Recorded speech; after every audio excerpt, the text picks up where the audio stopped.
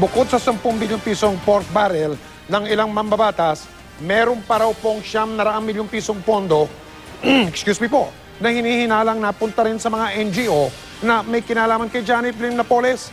Yun po ang perang galing sa Malampaya Fund na hiniling ng Department of Agrarian Reform para sana sa mga magsasakang apektado ng bagyo.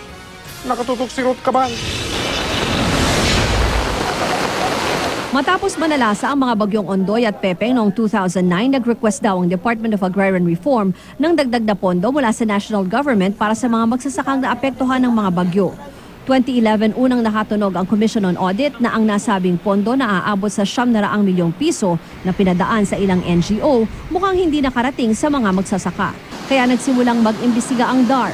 Sa records ng DAR, lumabas raw na sa 12 NGO napunta ang 900 million pesos. Nang ikumpara daw ng DAR sa media reports, siyam sa 12 NGO na napaglagakan ng DAR ng Malampaya Fund, tugma sa mga NGO na sinasabing konektado kay Janet Lim Napoles. Naibigay na raw ng DAR sa NBI ang certified scanned copies ng mga tseke na nakapangalan sa 12 NGO.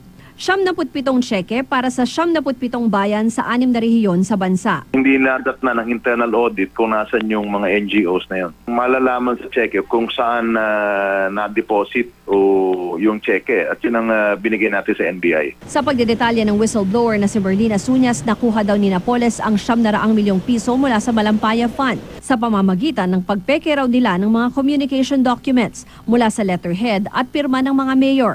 Ang request letters naka-address daw kay Nooy DAR Secretary Nasser Pangandaman.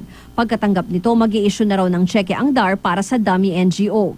Pagka-deposit daw ng peking NGO sa cheque, diretso na ang pera sa opisina o account ng JLN Corporation at kalaunan sa bulsa umano ni Napoles.